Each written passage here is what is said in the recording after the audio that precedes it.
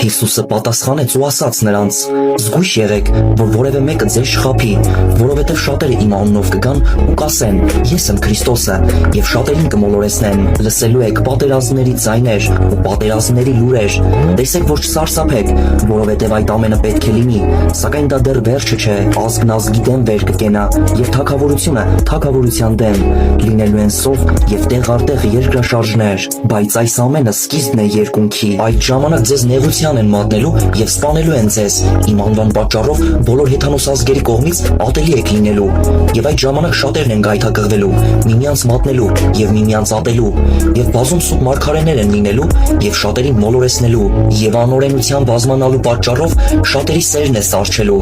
բայց ով միջև վերջ համբերի, նա կփրկվի, եւ արքայության այս ավետարանը քարոզվելու է ամբողջ աշխարհով, որպես վկայություն բոլոր հեթանոսներին, եւ այդ ժամանակ գալու է վերջը։